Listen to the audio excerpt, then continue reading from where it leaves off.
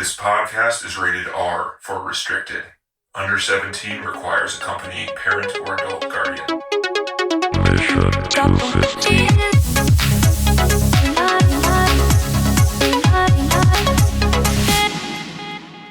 Welcome to the Mission 250 Filmcast, where we are watching the best movies ever made according to IMDb. Most of the time. Sometimes we watch movies that are very close to being on the list, like the one we watched this week. It's got a 7.9 out of the required 8. It's the 1985 movie Brazil, directed by Terry Gilliam. The synopsis is, a bureaucrat in a dystopic society becomes an enemy of the state as he pursues the woman of his dreams. And I don't know. I didn't introduce us, but we're going to kick right ahead. TC. That's fine. You haven't TC gone since you went 9 times in a row in the Star Wars. I guess you only went 3 times in a row. But he also hasn't moved in his camera since we started recording, so I think he's frozen again. He's just thinking about what he wants to say. He looks really thoughtful there, though, doesn't he? He does. He's like, yeah. He's thinking. TC? He's trying to put together the plot. What's the line from the movie? We lost him. At the end, what is? And he's just humming Brazil. And he's just staring blankly. That's what it is. We've lost him. Okay, so I did all this cool. I did a perfect little intro there, TC. A perfect intro. Yeah, we should keep it. It's okay. We'll keep it. No, just it was good. Okay, he's back. So TC is back. Yeah. He thought long and hard. He's frozen in space, and he's come to a conclusion on what he thought of this movie. Ah, right. Yes. So, cool sets. Robert De Niro. Not sure what the story's about. And a chick and a dude. That's about all I got for this one. All right. Nice right. and succinct. Honestly, I have no idea what this movie's supposed to be about. Were you entertained? I was entertained. Are you not entertained? Yes, I was. Yes, Can I get some popcorn too? I would like some munchies. It was cool. I don't have munchies over here. It was cool. I didn't hate it or anything. I just was halfway through. I was like, what is this movie supposed to be about? Yeah. It was like they're just practicing. Practicing filmmaking? Mm-hmm. It's like a technique exercise? Yeah. Like, do I get the technique down? That's right. It's like flexing how awesome I am at building models and shit? Yeah, right. Yeah, I don't think it's actually that complicated in a way. That might be sort of the confusing thing about it's complicated. I don't know, like, John, the story. answer me this question. Yes. Why did they arrest him? Under what was Why his do they charge? arrest so many people in there? Wait, why did they arrest who? Which one? Sam Lowry, Yeah, the main exactly. character. Oh, because they broke the barricade. That's why they didn't say that, did they? They don't need to say anything. They watch everything that's being done. He went back to his immediately- office after he broke down the barricade. Yeah. I mean, they can just catch up with you at any time. It doesn't matter. Like, in that kind of a society, they can have any reason to arrest him. They just added it up and said, yeah, it's enough. See, John, We'll I look at totally him. disagree with you because it doesn't say that in the movie. And I'm going to agree with TC to his point of it being confusing because it doesn't tell you what he gets arrested for. And he does so many things throughout the movie that he could get arrested for because they show you that, like, they'll arrest people for anything and nothing at the same time. So you're And just by like, mistake. sure. Yeah. But none of that. So Yeah. the point is that means it doesn't matter. No, it does matter because the whole point of the movie is it's paranoia because of the system is so overly bureaucratic. Oh, so for me, I think that it's that what also it's about? not just That's bureaucratic. what I think it's about. It's chaotic. That was about a I love thought it was story. I couldn't tell. I mean, honestly. I just thought it was chaotic, Yeah. so it doesn't matter. They can decide to arrest you at any time for any reason. It doesn't No, matter. there's a reason. It's just that people make mistakes, and the mistakes, Well- it's not perfect at all. They think it's perfect because they're letting the machine do a part of it, but it's all like run by. But men. they wanted to wait. They're like, they knew where he was, so they're like, okay, he's at his mom's now. This is a good time to go get him. Man, he's got the girl with him. We'll get him now. What's the whole thing with the mom? Just hilarious side story. I mean, I don't yeah. Okay, so it is this. Dude, I didn't know which way to follow, what not to follow. I at some point I just started watching the sets and being like, wow, that's Yeah, really that's sick. like- That's the best part of the movie, I think. But so I Yeah. think generally the movie, the base plot line is that there's this guy who lives in a hellish reality and he dreams all the time of something better. So he's dreaming That's of the girls. bare He's trying bones to minimum. Yeah, and like his job and the Yeah. world and his mother and the people that are trying to set him up. But that's all part of his hell. Like all of it is bad, and it's the reason he dreams so much. Well, he's also and maybe everybody's like this in this society, but he's very immature. I mean, he's just like a little boy. So that's why, his dreams are the way they are and his reactions are the way they are because he's just very like he hasn't experienced much. And so everything just seems sort of over the top for him too, like how excited he gets and I'm a rebel now. We're going to run the barricade. Whee! It sort of like so he is kind of like he's also not had much experience, and he just has these dreams like you would when you're a little kid almost, because he's experienced nothing else. You don't have dreams like that, John? I get dreams like that every night. Yeah. I'm not a little kid. I'm a man. I don't know. You're airbrushed with wings when you got that nice David Bowie sort of. what was Yeah, that? dude, I'm Star Aladdin Wars look. Sane every night. Yeah. It's fucking awesome. Yeah, And who is he like, fighting? It's Samurai? Himself? It's the 80s. Samurai, like Samurai guy? what the fuck was this movie? Oh, that was just like you just imagine. That's what you do when you're a kid, though. You imagine good guys, bad guys. As You know, like if the you're fantasizing, yeah, it doesn't have to be anything specific, But yeah. Anyway, go on to see what else you got. I here literally for don't us. have anything else. I know that All right. Robert De Niro is pretty much not important in this movie at all. That was interesting. No, that is true. Yep. But fun to watch. He just like comes in randomly at certain points, and you're like, "Oh, Yeah. cool, De Niro." What Yeah. the fuck? It's so weird seeing him not like a main character. I literally have nothing. I didn't know what to gain from this movie or what not to. I mean, it's just like this is random. Before we move on to us, John, I was going to ask you for a bet if you showed up first. So TC didn't watch the correct version of Blade Runner, and it had a I happy didn't watch ending. this. I just watched whatever one was on Prime Video, even though you Okay, told me so to that watch. one is that's the American version on there. So that's fine. Okay. So you had the Okay. ending where Yes. he is alone in the chair and he's gone, right? And he's like gazing into I nothing. mean, by the time I got to the ending, I had given up on trying to understand any of it, so I couldn't tell you. Like, it literally does not matter Yeah. what happened at the end because it's about the same thing that happened in the middle for me. Right. I just didn't. I had lost my interest in the story by the end, unfortunately. You know who would agree with you, TC, and is a notable critic, some might say? Oh yeah, Ebert. Oh, Oh, Ebert, really? Ebert Yeah. wasn't thrilled. He was one of the Yeah. only people of note still that came out with a pretty bad review for this movie because he thought it was overly complicated and confusing. Yeah, that's right, right. Well, it's just because it's not even overly complicated. It just doesn't pick a lane. Hmm. I think like, it does. just doesn't, I've watched this Oh, movie really? probably Okay. 6 times, and I think there's a Oh, pretty. But you've you seen see, it a lot. I need it 6 times. Maybe I think I you've need seen to it watch once, this more than 16 once. It before requires, I help. and I still have questions, even though I've watched it 6 times. Like, what is the air I am JH? Where does that come from, and how does he know to use that for the elevator password to get to the freaking I penthouse? assume somehow it had something to do with the main character's father and something that he might have said or something. Like, that's all I got from it. That I just assumed like it's something he knew because it has something to do with his father. But exactly what, I wasn't sure. Because he doesn't really. He just kind of says it randomly when they're in the bathroom, right? But it's not randomly. He says it. I thought he said it in reference to talking about his dad. Talking about the main character's dad. So it made me think that means that was some kind of phrase that his dad said all the time or something. Huh. That's Okay. all loose. I didn't Right. know that for sure. I just You have to assumed make a it's lot like, of assumptions with this oh one. yeah. No, I just felt like, oh, it's something to do with his dad that he knows, and that's why he remembered it. So there we go. So, John, are you going to go negative on this one? No. Okay. But I mean, I wouldn't say I wouldn't go wildly enthusiastic either. I mean, I get it. I like, totally good? get it. Yeah. I think the more it's funny, the more I think about it after watching it, the more I kind of like it. So I think because part of it is that in looking back, seeing like the sort of airbrushed angel and the character's reactions, which really annoyed me for a while, where I was like, "What are you stepping on the gas? And no, you idiot! Why are you doing that?"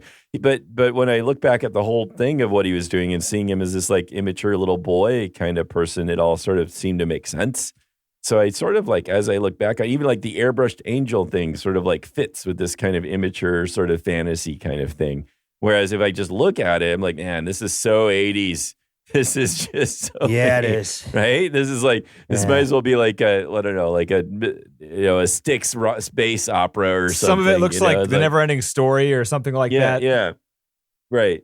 So those sequences were just sort of weird, but I kind of like them. And again, I like them even more in retrospect when I think about how it all worked out.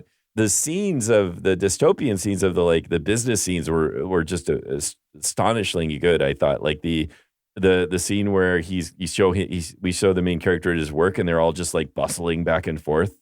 And the camera's moving through that scene. That was amazing. Yeah. That I don't know how you pull off that. I mean, that looks so good, and it looks so like and I love that one, and I love the other scene which was comically fantastic too, where he first goes up to the Ministry of Information or whatever he gets promoted to. And the main guy is just like being followed around constantly by this gaggle of people that are like shoving papers in his face. And he's just shouting out, yes, no, blah, blah, blah.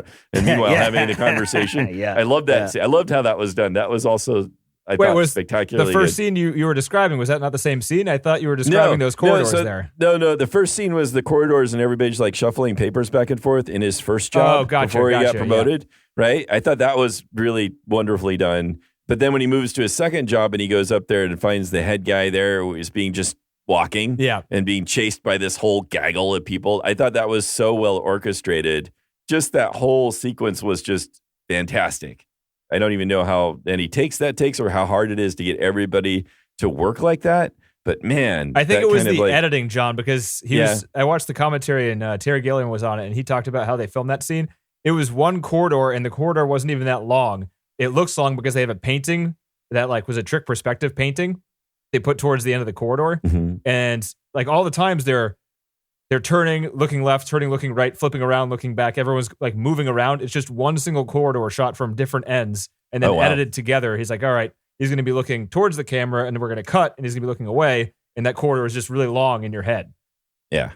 It was cool. That's amazing. It doesn't feel heavily edited even. It felt like one long shot. I didn't get a sense of, you're really moving smooth, the camera as you're like catching up with him or whatever, but it really felt like you were just following them from one spot to the other. Yeah. So that's kind of impressive.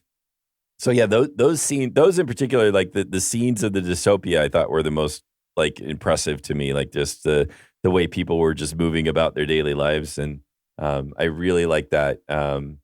It just seemed to go on in different places, but again, it's odd to me. It didn't seem too complicated. It just seemed like there were different things happening. And like, he goes to see his mom who's into plastic surgery. He doesn't want to get promoted. He just fantasizes about this girl because he's got nothing else.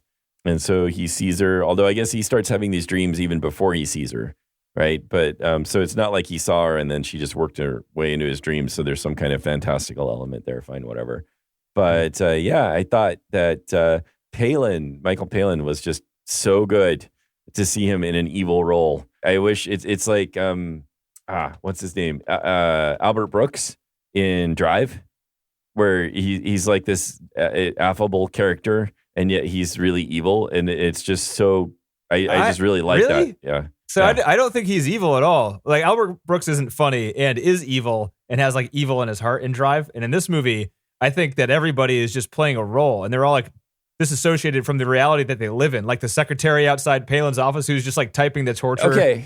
The words. That was hilarious. That was funny. Your number that was and like, your desk. That was the typing of the torture. And they try to make a point of him being like a family man, and he's like pretty emotionally disconnected. And he even gets mad at Sam Lowry's character when he goes in the chair because he's making him feel what he has to do. He usually doesn't feel anything. You're right. Okay, so it's not played for sinister. You're right. I think it's an excellent point. It's still horribly creepy. No, it is. He tortures people. It's almost creepier that he can do that without any emotion. It's a good point. You're right. It's not there. It might have been strange if he actually tried to play like evil guy, right? It was more like, no, he's just doing his job and you're making my job difficult for me. And this is just what I do. He's not really playing it up for being sinister. And at the same time, he's still like Michael Palin, who's just like such a freaking likable guy in anything else that he's doing. So I thought that was really interesting to see him in that role. I thought that was just, I don't know, that was pretty amazing. Yeah. And De Niro was fun. It didn't have to be De Niro, right? It didn't have to be been anybody. Niro. It did not have to be. You're De totally Niro. right. Yeah. You're right. And from reading from Terry Gilliam's talk about it, like, and I read I read Gilliam's autobiography for this. Nice. Which we can talk about later. Wow, But I can't wait. But he was talking about how and he talks about this like with many actors that they bring a lot. They like require a lot of attention, like a lot of good actors do, and it's a lot of work. And he had a lot of sympathy for that in a way, is he's saying like these people have all these kinds of tricks and things to get them to do the good job that they need to do.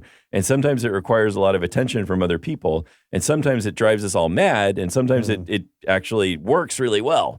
And he has worked with, you look at the line of actors Gilliam has worked with, De Niro, Robin Williams, Jeff Bridges, Johnny Depp, when Johnny Depp was still good. Benicio del Toro. Right, Benicio del Toro. I mean, the span of the people he's worked with is quite amazing. Bruce Willis as well. Brad Pitt in 12 Monkeys. Not to mention the cast of Monty Python.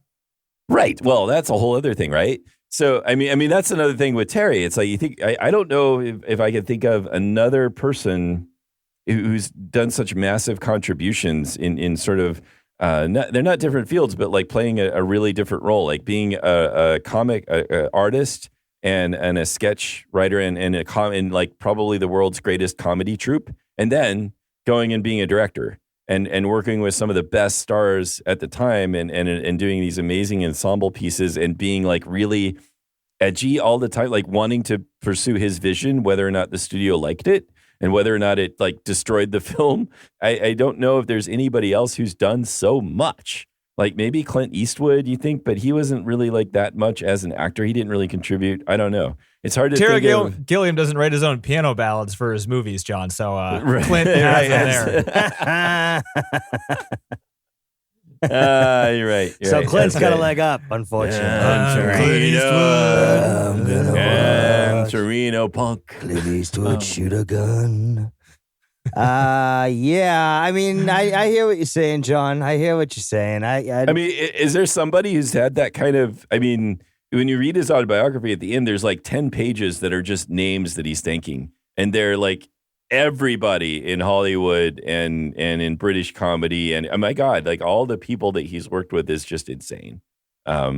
And it's just kind of, I don't know. It's just hard to imagine. Like, I don't know if there's anybody else that has the sort of breadth of work that he has in terms of all the different people he's worked with, all the different things he's accomplished. I mean, you could just, you be part of Monty Python and you're good. You've like done your part for the world. Like that's plenty, just being part of Monty Python. So it's quite amazing. I can't think of anyone. Yeah, that was a tangent based on my reading, but I'm trying to interleave the reading so I'm not just like, spitting stuff out at the end here. So, no, it's good. That's good. It's good. Yeah.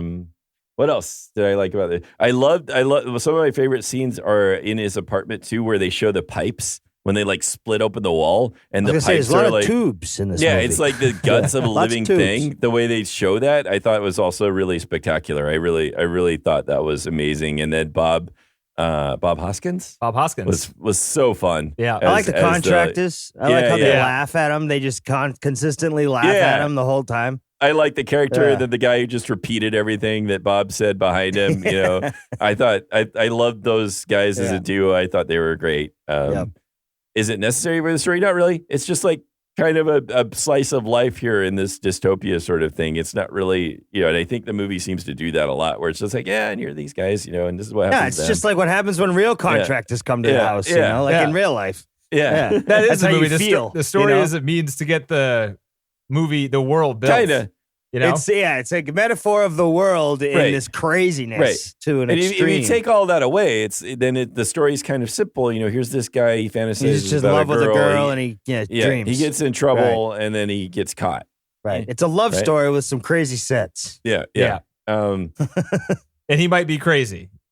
And he's main also character. crazy. I like the idea of De Niro's character more than whatever. I mean, I don't know what De Niro could have done with it, but I like the idea of the the outlaw HVAC fixer. Yeah. I like that. Yeah, that's a good one. That's true. That's pretty He's pretty like damn the cool, rogue right? HVAC guy. Yeah. It's like taking down the dystopian world. Right, he's like One Batman, tube at a time. but he's gonna fix your AC. That's all he wants to do is come in and out, no paperwork. Yeah, it's a vigilante AC fixing. It's like He wants to help, but he doesn't want to have to do all the admin shit. Right, right. Yeah, So, We're all in this together, and by in this I mean the AC game. Me and you, bud, to the end. Yeah. All right, Denny, what do you have? Yeah, what do you got? What do I got? So I can't necessarily disagree with you on anything that either of you have said in the negative or the confusing portion. I don't know. I would disagree with John. I don't think the story matters at all. I think that's kind of an excuse to kind of just have a lot of commentary on a lot of different portions of society almost. And so one other thing I was going to say that is sort of unique to this film is I was watching it and I wasn't certain because I rented it from Apple and I looked at the time and I don't think I have the Love Conquers All cut, but I'm not sure. So I was like, I wasn't sure. And so it got all happy during the dream sequence. And the end I was like, oh shit, did I get the Love Conquers All version? Oh no. And then it's like, oh no, he's really dead. All right, I got the right version. He's actually dead, right? He is Right, actually dead. Yeah. I got the dark version. Anyway. So when he goes to see that little world, that's heaven, literally. Well, or he's just kind of heaven, or he's just hallucinating. Why does he see his mom as his girlfriend, though? I don't get it. Bit of a nightmare in there. Yeah. He's having a nightmare while he goes to heaven, or is it hell? I mean, what I the think hell he's was just it? trapped in his brain, and he's stuck in the dream world now.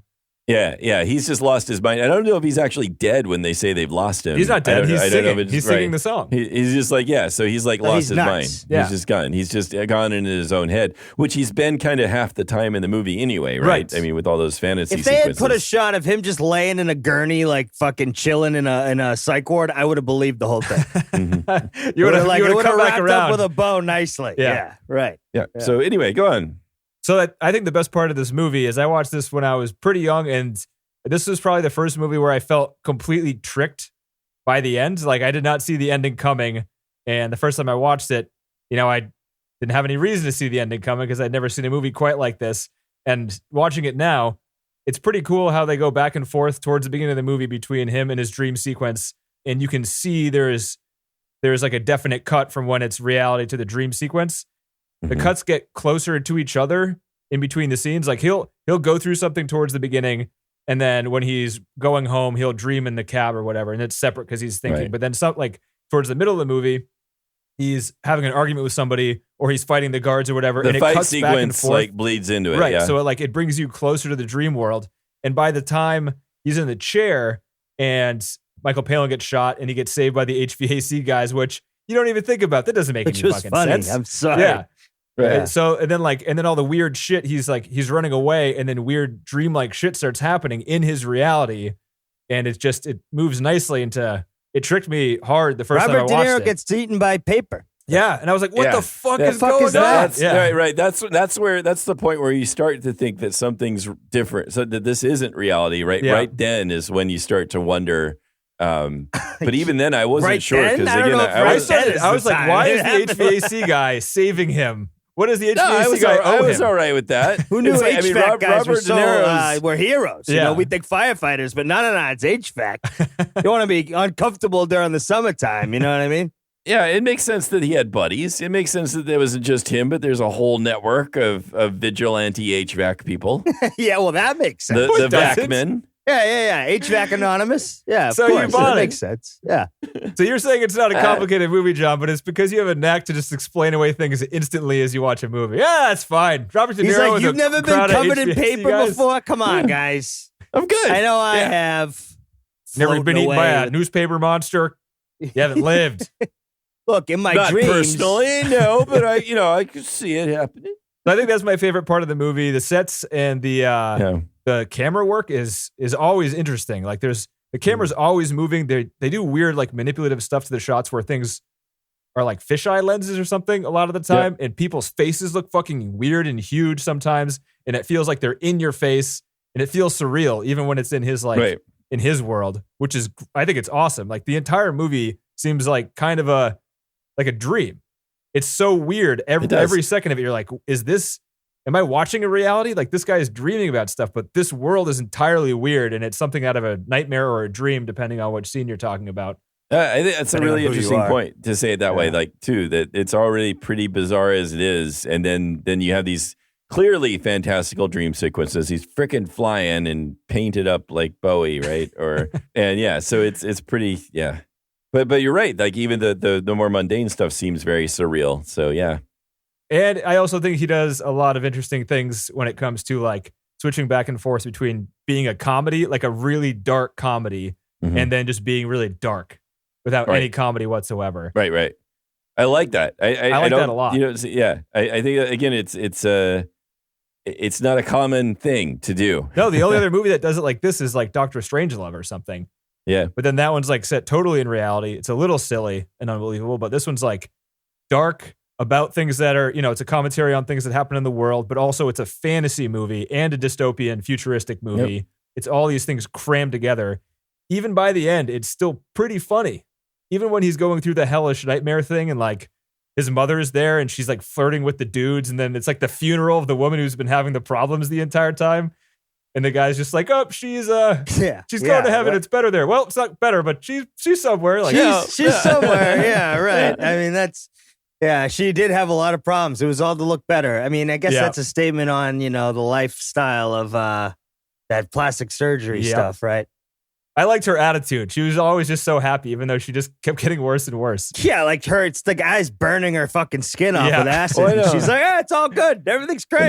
That does seem like, again, it's almost distracting because it just sort of goes off and allows these other things to happen. And even like, there's the cop in the basement that's like teaching his other cops to sing there, and they're like doing the chorus. No, you're flat. Or I mean, they're just like, dude. He came from Monty Python. It feels like a dark Monty Python movie. Yeah. It's like there's almost sketches in there, right? There there's there's random ideas. There's a scene where it cuts to like doesn't even make sense. There's what is it? He falls in love, and it cuts to a guy in a hazmat suit in a house, and then the house goes up in the air, and then it flies through the sky, and then there's a bunch of other people playing volleyball in hazmat suits. Oh yeah.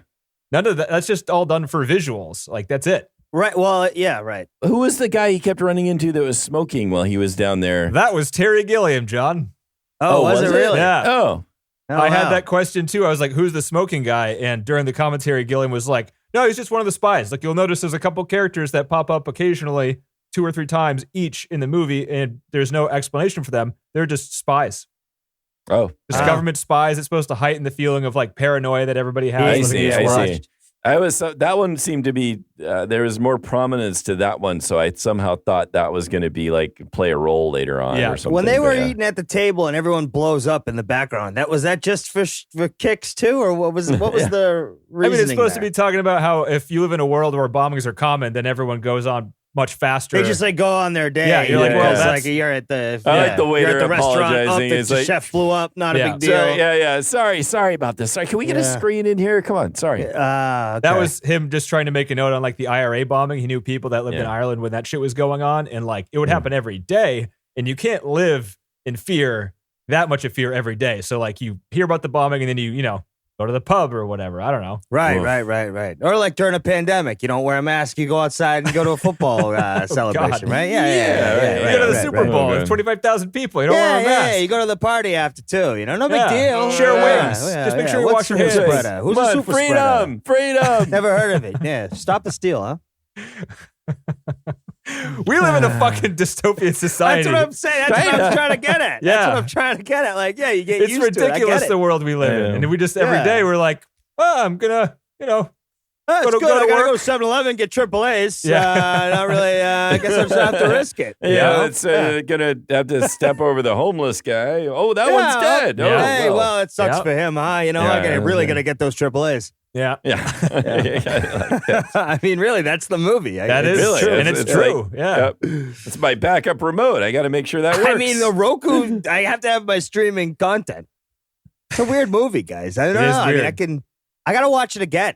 Honestly. Cece, did you laugh when you were watching this? Yeah, definitely. You did? Okay. Definitely, yeah. And sometimes I was just like, what the fuck is going on here? Yeah. That was most of the time. But yeah, sometimes I would laugh just because it was so... It's like that type of laugh, like the type of joke where it's so random, like a Family Guy joke, where like this straight doesn't make sense. It's funny because it's stupid, but it's perfect for like where the story is. Because like there'd be times where I'd be so confused as to what I'm supposed to be feeling that I'd get a laugh. Like it was like a It was like he was like setting you up for the punchline, right? That was totally intentional. His intent throughout most of the movie is to make you laugh and then have you pull the laughter back like immediately, and then make you feel, make you question why you laughed in the first place. I see. Yeah, So I he's doing don't that know if I intentionally. did any laughing. What? Early on, I think I did when the in the first house where they came and got the wrong guy. And they cut the hole through the ceiling, but then there were these guys up above going, "Whoa!" I forget what they were saying, but they're like, "Oh, they were there to fix the hole." They were there to fix the hole. the We don't patch make through the mistakes. hole. They dropped like, "Oh, they went back to metric or something." I thought that was and they that didn't was tell pretty anyone. funny. They didn't tell anybody. they- God damn, it's like, oh, man. And also sign was here. funny. Press harder this time, please. Yeah. Yes, And this is your receipt for your husband. And this is my receipt for your receipt.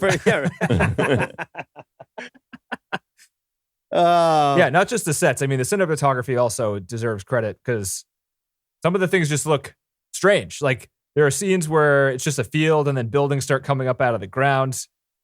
there are scenes he pointed out during the commentary track where he's like, this is a model. And I was like, holy shit, that looks real. And then sometimes it would be real. And I thought it was a model. There were car chase scenes when they were towing the house. I thought some of those cars were models, and some of them were, but not all the time. They like put caps on cars and drove them through it. Like that's an actual place. It is now actually a part of Euro Disney where that car chase scene happens. But there's a scene where he like drives a truck out and it pans up and it's all billboards down the side and you can kind of see a city all the way. That entire thing is a miniature, including the truck. Oh, wow. The truck is a model. Yeah, it looks kind of real. I like that. Yeah. Were you laughing when he was trying to pull his desk through the wall, John? I thought that was pretty funny. I like the sort of how you realize, you grow to realize that what's happening is that it's a shared desk. Yeah. Yeah, I like how that just slowly dawns on you as a viewer that this is what it is. First, it's like, I thought, like, what is the building moving? And they did it so well. Like, you think, like, is there an earthquake? What is going on here? Is there just like... I couldn't even tell, like, the desk was moving because the books just fall over, right? You can't... Yeah, like, so you're thinking is some kind of instability. So I really like how it's sort of revealed to you that they're so freaking cheap that it's like they're each sharing half a desk. The whole, like, overly done technology portion of this movie was him trying to talk about how, like, if the government ruled everything, then there'd be no, like, internal competition. It's kind of a pro-capitalist thing, where it's like if the government is the only system and they're the ones installing and repairing everything, there'd be no reason to make it good. Yeah. Like you wouldn't have to. That's fair enough too. Yeah. I'm not sure if that's, I mean, is that true? It is kind of true, isn't it? You think I don't know. That's a deep question. Yeah. I think you want kind of a balance of things, you know? I mean, you don't necessarily want like, I mean, some things do work. Like it seems like, you know, our firefighters do a pretty good job. I don't know if what you'd really want is like commercialized firefighting anymore, or commercialized prisons for that matter, which we do have. That's not working out so good. Yeah. Well, it's certainly working out great for the people that own the prisons. They're making a ton of money. Good for them. True. Capitalism works. For those in charge. Yeah. Right. For those who own the things. But anyway, so there's like balances to that, you know, in terms of like what's for the common good versus where do you get competition and innovation? I don't think there's like a strict one way or the other there. What was up with the scene where he's in the basement and the guard sees him and he doesn't have his badge and he runs away and he gets upstairs and the girl's in front of all the cops and his badge is there. And then all the cops kind of obey him. Yeah, that was weird because he's like, "Oh, this isn't my suit," and that it made sense in the moment there, right? Because but then the next scene, he still has not a suit on, and he's got the badge right on the pocket. Then he's got his badge. That's error, Gilliam, flawed. I have a question for you, Denny. Yes. Why is this movie called Brazil?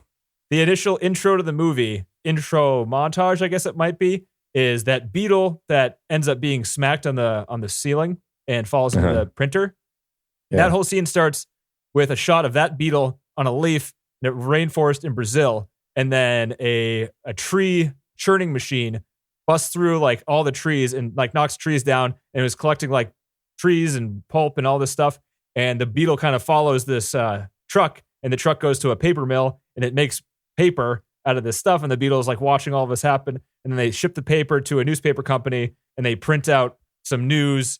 And they ship it, and the beetle's following it, and then it gets to this office, and the beetle is in the office with a newspaper, and the newspaper is supposed to be about like saving the rainforest, which is another joke there because they're destroying the rainforest. Wow. Yeah, but the beetle That's like travels. Long setup. Yeah, it travels all the way from Brazil, and then is in this guy's office, and it gets smacked, and it starts the story of the and all that got cut. Man, that was. I bet that beetle was. They never pissed. filmed it. They never filmed. Oh, they never even filmed it. Yeah. Oh, okay. But that was the initial idea, and then. There's a story that is in contention about him hearing the song Brazil with this idea in his head already on a beach on a vacation. The exact Brazil song that's used in the movie, possibly, I guess. Yeah. So then that kind of solidified it. So even though he lost the, the first portion of it along the way, he still liked the song a lot, and he used it a ton in this movie. To a fault, he will admit they use it a lot. Yeah, they do. I know it's supposed to be very romantic. Like, again, it's kind of from the main character's perspective. So he's all like romantic and heroic and all that. So the music's kind of obnoxious. But it's supposed to be, in a sense, it's supposed to be this kind of, I guess, over the top romantic kind of stuff. But I don't know. But the other titles, the working titles for the movie were pretty good.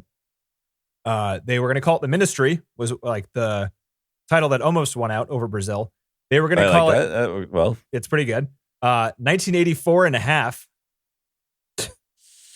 And a little Glad they cheeky. didn't take that one. Why? It's like Yeah. a 1984 plus 8.5. You know, it's like a I know, Fellini just- plus the I Orwell. know. It's pretty good. Sounds too cute. So, a little too yeah, cute. So A little too cute? Hollywood. Yeah. Well, they were actually going to use that one, but then 1984 came out the year before this movie was released, so they were afraid of lawsuits from Orwell. Smart. All right. The other ones were How I Learned to Live with the System So Far. So kind of like How I Learned to Stop Right, Worrying and Love the Bomb a little bit. Yeah, definitely that kind of title. And then, so that's why the bourgeois sucks. That's a bad name. The bourgeois. Yeah. So those are the other names they were working with. Oh man, you imagine dying in a poop suit? Oof. That was pretty awful. gnarly. Yeah. We don't know that they died. It just exploded. They might have been able to breathe again once they exploded, so they might not be dead. Just died of scent. Yeah, maybe. But Just drowning in it, dude. Just That's pretty nasty. gnarly. The poop fucking. I was like, what is going on here? There's a whole bunch of theories about this movie about how the dream sequence starts after the bombing in the mall. Have you heard about those? no, meaning that he's already captured. He's already like being tortured there, or what? No, that he just starts losing his grip on reality. And that's so it's not necessarily like the rest of it doesn't happen in the way it does, or at least close to the way it does. But people think the dream sequence, or people think it is a dream sequence when he sleeps with Jill, his little love interest there. What does Gilliam say? Does he mention which? Does he? So he said comment? something that was pretty definitive, but he kind of kept it open. The scene where Palin gets shot in the head, he's like, "Oh, people like to talk about when he starts dreaming, and I think it's a pretty good place for it to start right here."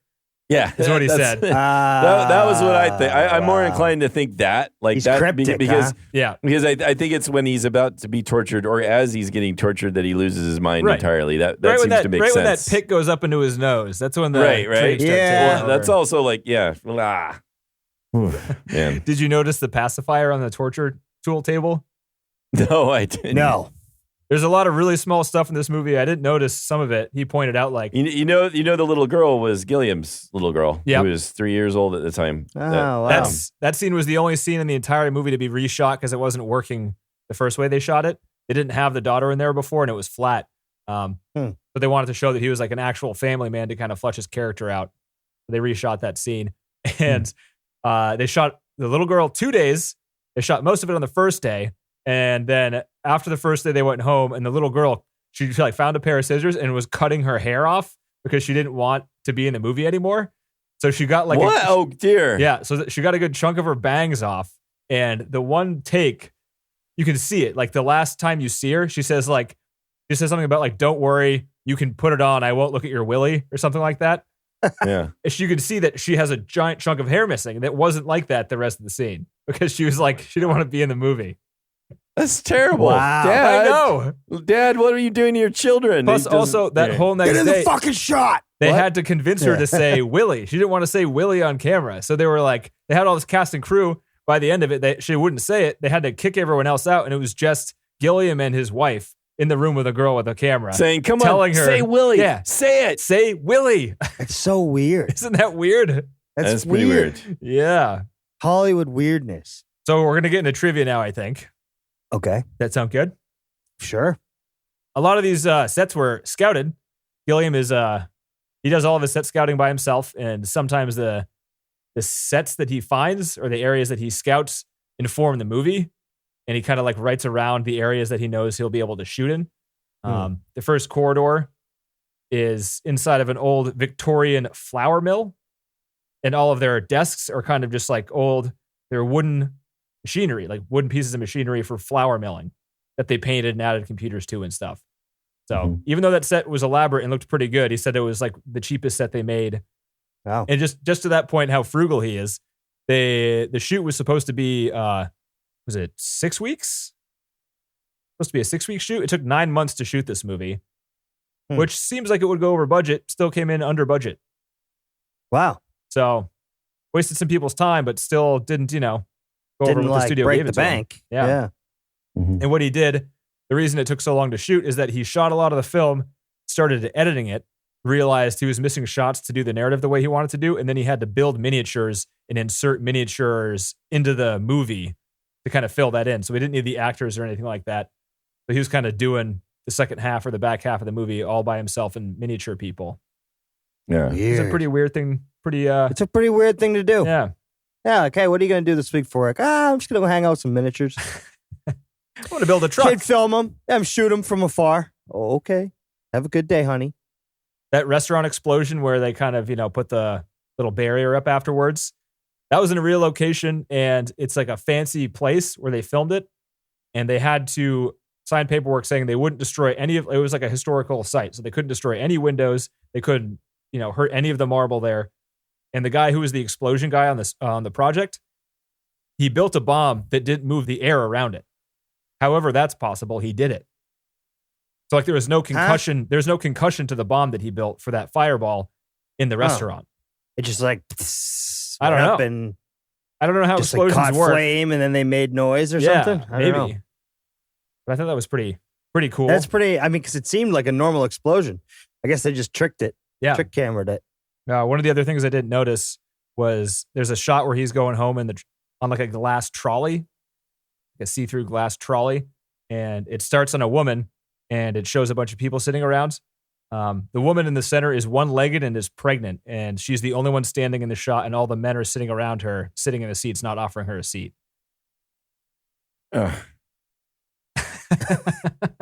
Cool. Commentary on stuff, right, guys? This is Gilliam trying to say.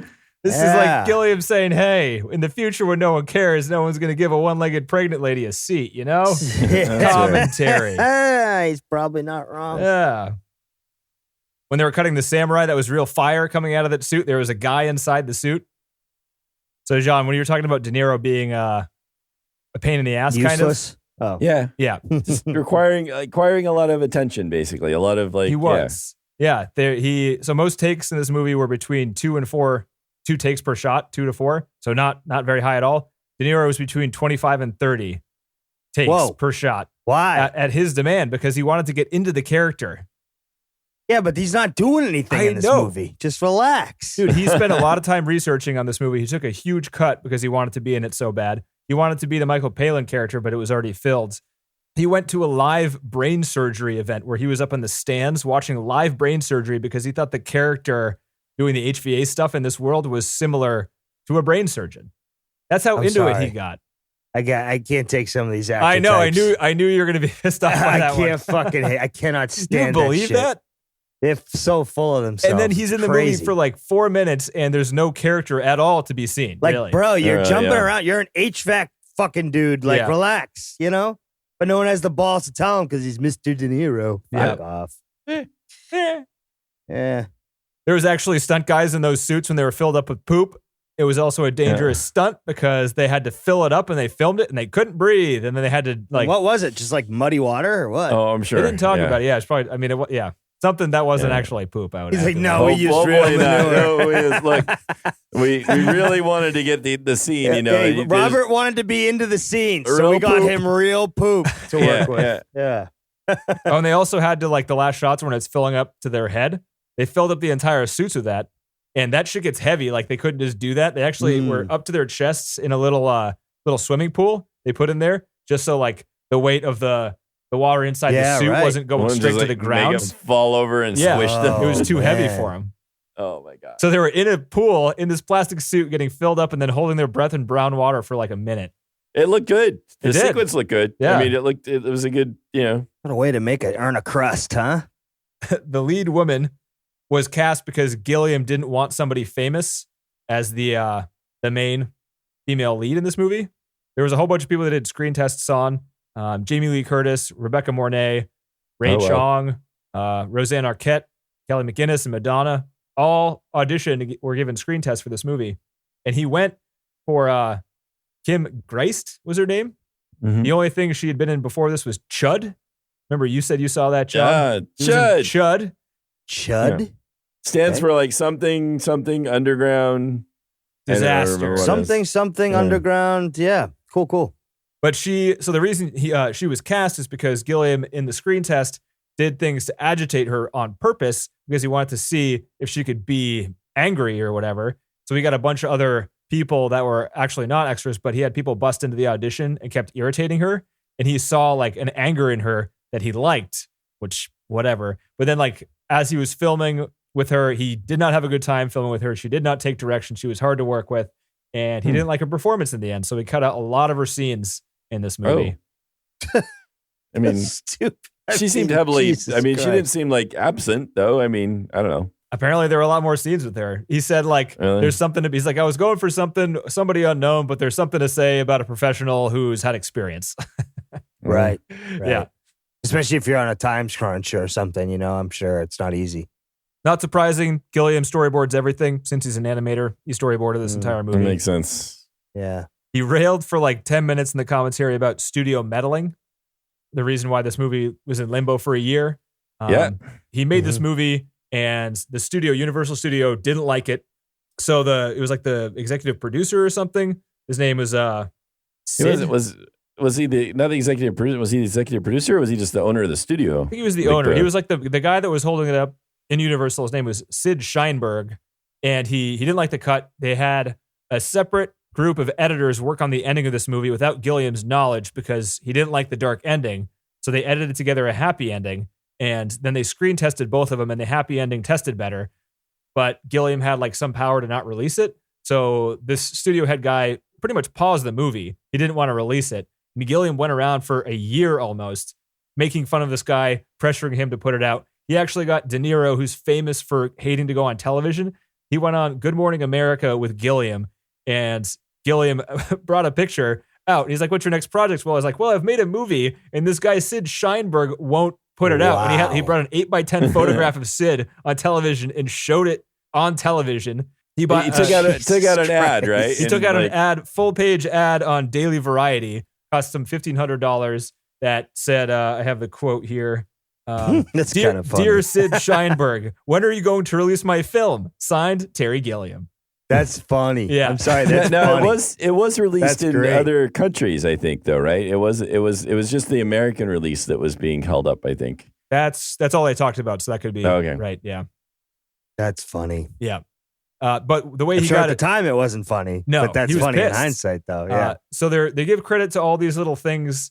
Kind of helped. There's no one thing that got him to release it the way he wanted, but the one they think did it the most was that Terry Gilliam during this year was asked to go to a University of Southern California to teach a film class, and to do so, he was allowed to show a clip of one of his movies, and he went there and he showed the entirety of his cut of Brazil, and he did that for 2 weeks straight, and people heard about it in the first week, and a bunch of LA critics came and sat in on this lecture, and the people who went were in charge of the critics' Best Picture of the Year award, and they gave Brazil the Best Picture of the Year, and then that kind of came back around to the studio head, and we're like, all right, fuck, let Gilliam do whatever he wants. God damn it. Holy shit, they pressured him and Yep. them into it. Yeah. And the studio, the board was probably like, guy, you're killing us right now. Right? Yeah. It's bringing down these other movies that we're trying to do. And You're even giving so, us a bad rap. the studio Yeah. still plays the Love Conquers All version on television more often than the other versions. So what happens in the Wow. Love Conquers All? Do they just cut it so that like that scene of him getting away with the girl is just real, or do you know? I thought it ended when they were sleeping together. She puts on the wig and they go off happily ever Yeah. after. Yeah. I don't know. I've never actually purposely sat down and watched it. Because why would you want to watch it? I love the ending. The That's ending kinda really true. made Yeah, the movie. no, it would have been terrible. This shouldn't end good. No. So the alternate versions. Let's see. Here's the IMDb has a good page on Brazil alternate versions that point by point lists a ton of them. Right. So Tuttle at the ministry, the building is blown up. This actually, yeah, that's kind of what happens is that it's sort of like that whole dream sequence at the end is played as real. So as if he really is somehow escaping with the girl. So is it driving in the truck. less weird, less freaky? Less Yeah. I'm dreamlike? sure they don't. Maybe they cut. I would imagine they cut. So he's not like falling in the coffin and all of those other things, and that De Niro isn't like wrapped up in paper.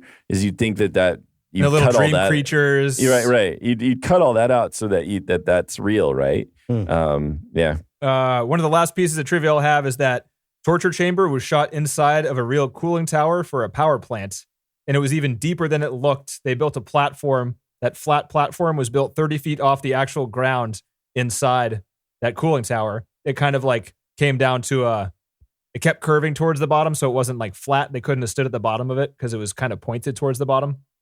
But they were afraid filming there because you can see there's gaps between the metal scaffolding as they're filming, and that was 30 feet down. So if you somehow tripped and fell on that set, you're probably going to die or trouble. get very hurt. Yeah, You know, yeah. one or the Right. other.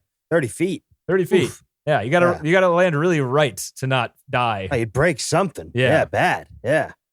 Oh, so reading these bullet points about the Love Conquers All version, Tuttle still is destroyed by paper, but it's somehow made to look that like the ministry has supernatural powers to do that.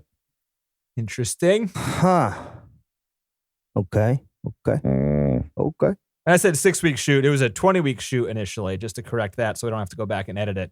Okay. Initially, 20-week shoot took 9 months. Big difference. Oof. Damn. Yeah. Another Yikes. thing I didn't notice while watching it is the scene where he hops into the casket. Right before then, his mother's there flirting with guys, and the longer shots of it are played by his love interest, Jill, the younger girl, plays his mother. But then there's a cut. What? Yeah, so it's the actress that plays Jill is the mother. Oh, that's weird. That's weird. It's very weird. She's not made to look like Jill, at least. She's made to look like the mother. She has the hair, the dress, right, the weird hat. right. With the shoe hat. Shoe hat. That was a hilarious hat. But when it cuts right before he falls back into the casket, it cuts and it is the mother. So it goes back and forth. You know, it was intentional. That's all I'm saying. Oh. That's all I got, John. What do you got? Well, I got some other things. So there's an interview he did recently with The Independent with Alexander Pollard, which he just criticizes the Me Too movement and other things and just says things like, I'm tired of white men being blamed for everything wrong with the world. And part of it maybe he's just he's a Trumper. He likes being no. I mean, he's not happy with like Trump. Trump? either. Trumplican. No, He's a like- Trumplican. Thinks He's that the called pedos are in charge. He's called Trump a known pussy grabber. He's just saying no. That doesn't he's mean not, you don't like the guy. No. He's not been in favor of Trump or anything. It's really more I mean, it doesn't defending. matter if he is or not. It's just he's just old, I know. and they're crotchety when you get old, right? I guess he's trying to make some points in Hollywood that everybody is just ambitious and people do things knowing what the consequences are. So with the Weinstein stuff, he's like, oh, they knew what they were getting into, sort of thing. It just doesn't work well. It doesn't come off well at all. You shouldn't say it. No, even if so- it's dude, true or they not, got away you with know? it until very recently. I so know. Yeah. So anyway, none of this comes through that I could, in the bits that I read of his biography. He just seems kind of happy-go-lucky in this biography. He says some really nice, he says nice things often in the biography mostly. It's like this quote is like, it's in looking back on the lavish gifts of love and creative collaboration with other people in harness with prominence that have continued to recklessly foist on me that I come as close as I'm ever likely to get to true humility. And he's always just joking and making fun of himself. I mean, he's just, and seemingly grateful and happy. That's his editor. Which is, again, that's the book. Yeah, his editor, right? Yeah, he- the marketing crew got a handle on it. No, we're going to spin this. when did this book come out? not long ago. Okay. He grew up in Minnesota. I Oh, didn't know ah, that. Yes. don't you know? That's why you He's like him. One of us. I mean, he left for California. He's like, oh yeah, I need to Minnesota. find like many places are big on this. Like Minnesota is really big on the people that come from there that are famous. Like we have our Holy Trinity. It's because of there's music. 4 of them. Same with Boston. It's There was 'cause like there's 4 nobody famous there, people. right? Yeah. Right. No. Well, in Minnesota, there's 3. We have the Ooh. music. We have the Holy Trinity. We have the Father, the Son, the Holy Spirit. We have Bob Dylan, the Replacements, and Prince. Wow, what a So, varied right. Cool. bunch of people that come out of Minnesota. Right? Yeah. It's good. Yeah. Anyway. They're very diverse. Yeah. Yes, that's right. What did So- Boston so have? We had Terry- Aerosmith, Pixies. Pixies. And then I think Boston also was from Boston. What are the Dropkick Murphys? Oh, they which don't are count. They had your one song. Poor They're not a man's, band. your poor man's Pogues. Yeah. They or stuck it into the your- party your and now they're sober, Your famous. sober man's Pogues. Yeah. I guess I'd say. And whoever wrote Sweet Caroline, that guy's on a Neil Diamond? Oh, well, Neil he's, Diamond? he's Yeah, not there from you go. Boston, but that's a Boston song. So a little It's true. honorary degree there for Mr. Red Diamond. Sox. Yeah. So Terry grew up in a pretty, very country sort of thing. I mean, he was pretty rural and then they ended up in California. So that was kind of interesting. Didn't he meet the python in the pythons in England? Like, wasn't he out in England when he met them? I skipped all that. No What? idea. I skipped over you the skimmed that python chapter. years. I think we went over that. I think he met, like, he was Yeah, the only yeah. American one, and he Right, started he at the was, very yeah. beginning with all these guys. Yeah, he did. He like Time Bandits. This success paved the way for Brazil because Brazil is something he wanted to do, but was having a hard time getting it done. But Time Bandits was successful enough that then he was able to pitch the movie he really wanted to make. And Time Bandits is really an interesting film. It's like a kid's strange film, and at the end, the kid's parents like turned into they're dead.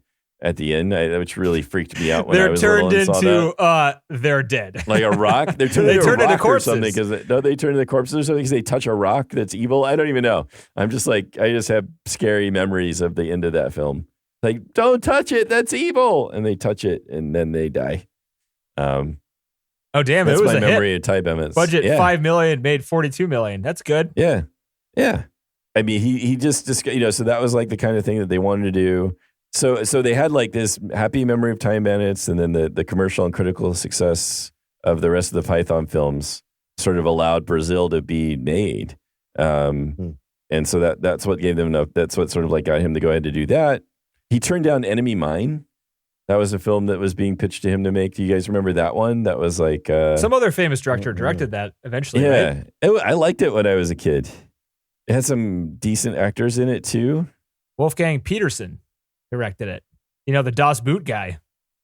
Oh wow. Okay. So that's that's high up there. That's pretty good.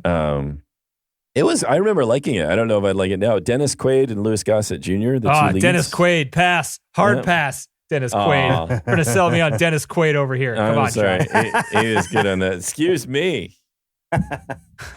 Kids sell me on Dennis Quaid. You out of your goddamn mind. Yeah. So yeah, he had some interesting thoughts to say about Robert. He's talking about De Niro doing the brain surgery stuff, and he's like, imagine coming out from under anesthetic after brain surgery, and the first person you see is Robert De Niro. Who takes 28 times to get the fucking scene right when he's breaking in doing HVAC. Yeah. And it wasn't because he wanted to try it in different ways. The major problem was that he'd forget his lines. Oh, come off. Yeah. Professional. Come on. Yeah, my ass. Pretty weird that he was forgetting his lines. Yeah. Anyway, what else you got, Anyway, John? so having never studied acting myself, he talks about actors here, which he says, I don't really understand how their minds work. I don't actually think it's my job to do that.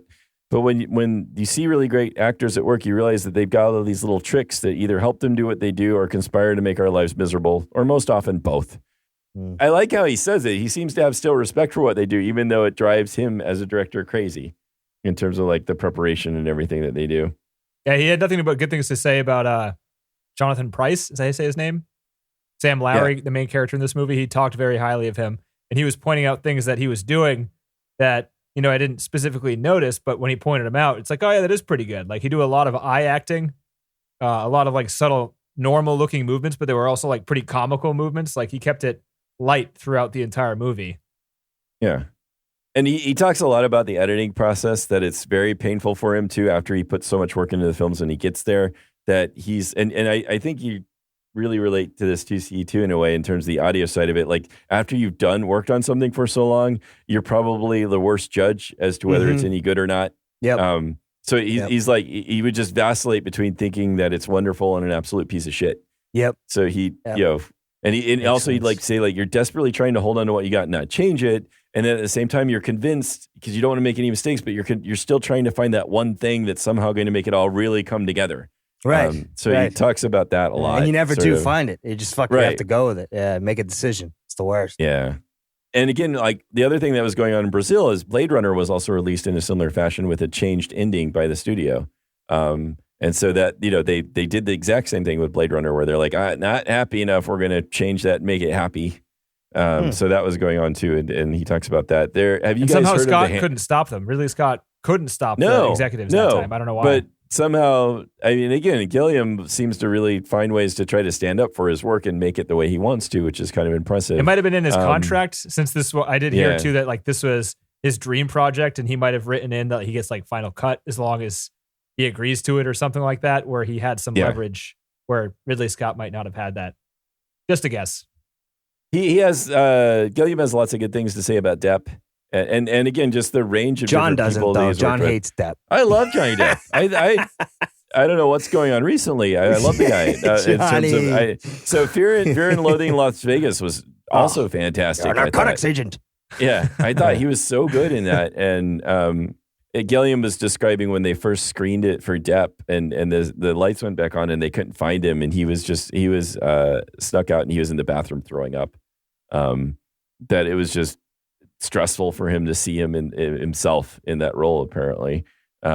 And he just says, I think watching yourself on screen can be quite horrifying for an actor, because if you're as conscientious as he was at that stage, then all you are seeing is your failures and the things you don't think you got right. I like his portrayal, how he's very sympathetic to the actors, even while he's very annoyed and upset by them at times. At the same Or when time he's as a yelling director. at them. No, De Niro even so- said he would be happy to work with Gilliam again because Yeah. he only is nice to the actors, even though he's annoyed. Yeah. So that's Gilliam S. That's the biography. It's a pretty good read. I think I skipped the Python parts, which I may go back to. It's pretty easy to read the book, though. And he's just sort of like kind of whimsical as he writes. He's not too preachy, or he doesn't show all those awful things that he's been showing in interviews lately. So again, TC, that as you say, that may be some editing. Yeah, that's the editor.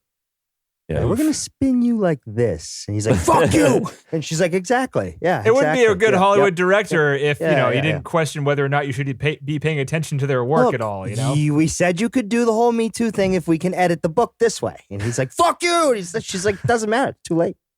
The book's kind of cool because he would show public. there's his artwork's in there, and at the end of every film he did like a cartoon for the crew.